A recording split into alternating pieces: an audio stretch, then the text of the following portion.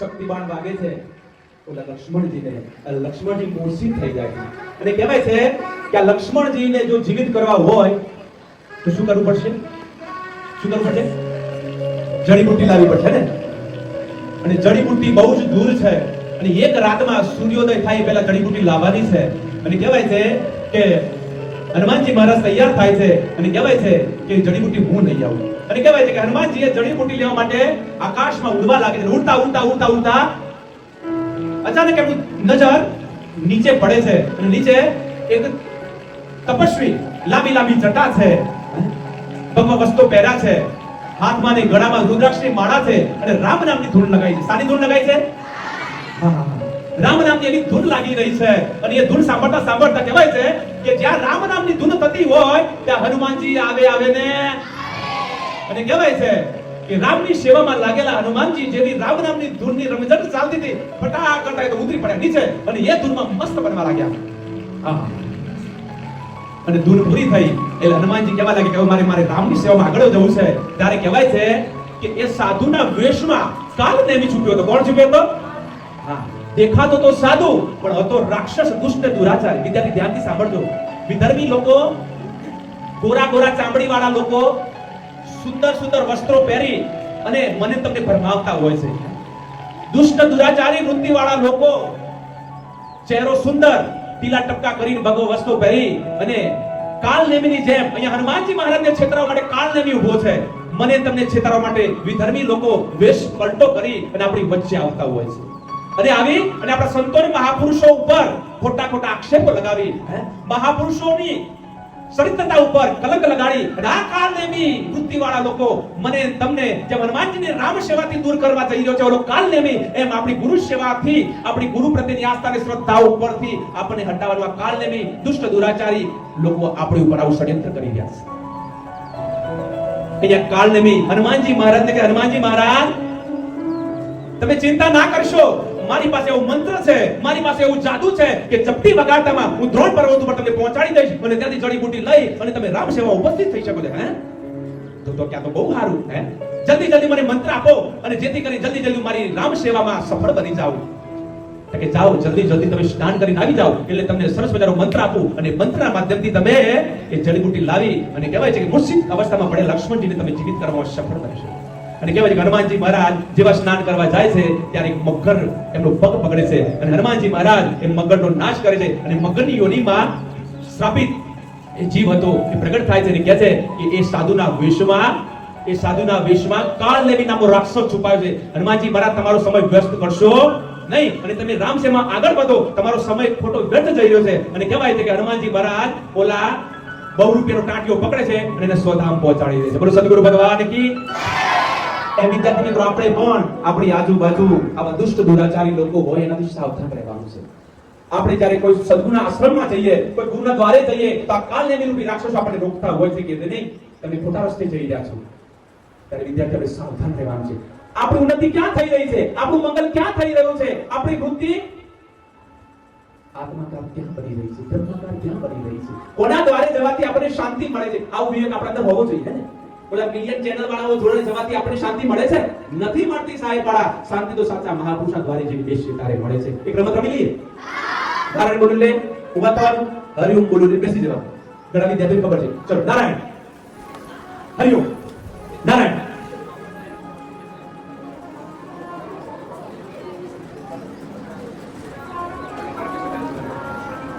भैया जीतोगे क्या हारोगे? सचमुच जीतोगे? कौन जीतेगा? कौन जीतेगा?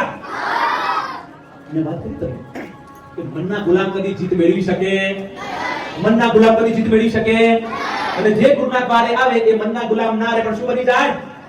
ગુરુ. મનના શું બની જાય? મનના સ્વામી બની જાય. તો હું તમે અહીંયા શા માટે આવે છે? સ્વામી બનવા. શું બનવા માટે આવે છે? કોના?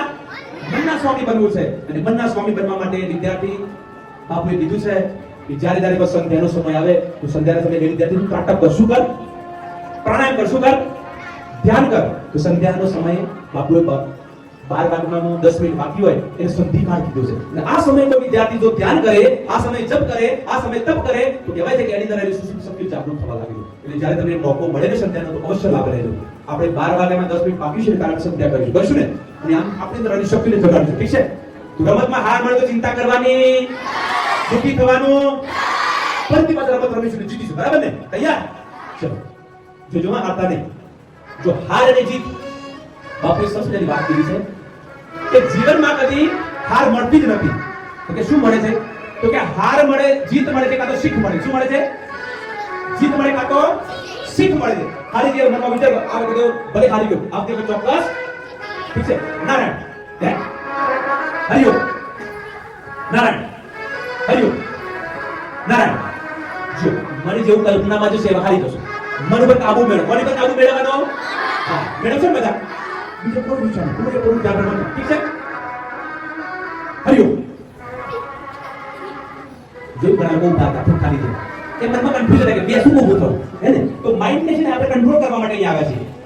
જેટલું તમે માઇન્ડને કંટ્રોલ કરશો એટલા તમે શું બનશો? કેવા ઉઠશો? ઉપર ઉઠશો.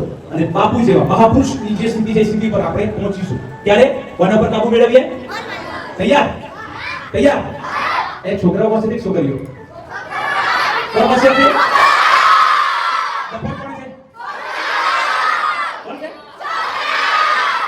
છોકરીઓ આપણે હારવાના? એક પ્રાણ પંક્તિ બનાવો, એના પરથી ખબર પડે કોણ સૌથી પાવરફુલ છે. તૈયાર? જીત जीतने के लिए तैयार हारने के लिए तैयार આપણે મસ્ત પ્રાણ પંક્તિ તૈયાર કરાવવાની છે કે ગમે પછી કોઈ હતાશ નહીં થવાનું એ પંક્તિ યાદ કરીને પોતાની શક્તિને હલાવવાની તૈયાર મને આટલી મોટી કરી જહાજો પર ઉભા દે દમ નથી તમારા વાળી જહાજો પર ઉભા દે अरे जहाज पर उड़ा दे उसे तूफान कहते हैं तूफानों से तो उसे पार कर लो जवान कहते हैं हरिओम हरिओम अभी आप पंक्ति से ने खाली छोकरे को बोलाइए પછી ખબર પડી જશે હા નારાયણ हरिओम नारायण हरिओम नारायण जय श्री राम जय श्री राम बोल हाथ ऊंचो कहीं ना गोल फूटी पड़े हाथ ऊंचो कहीं गोल फूटी पड़ी जाए जय श्री राम नारायण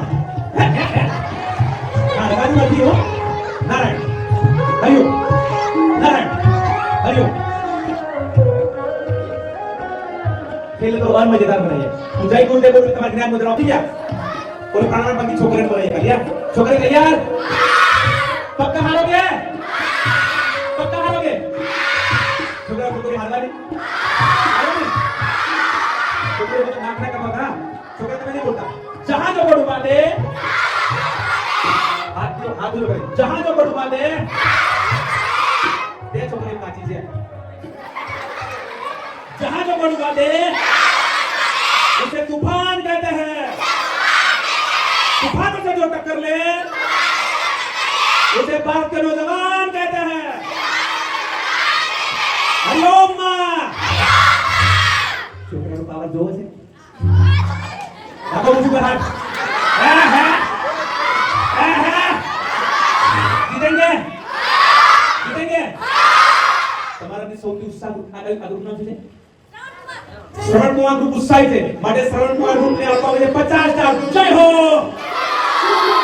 लगी लो 50 स्टार कंजू भाई श्रवण कुमार ग्रुप उत्साहित ग्रुप 50 स्टार અને બહેનોમાં એક ગ્રુપ છે જેનું નામ છે ગંગા સતી ગ્રુપ એને પર 50 સ્ટાર ગંગા સતી ગ્રુપને 50 સ્ટાર આપો ચલો છોકરા તૈયાર જહાજો પર ઉભા દે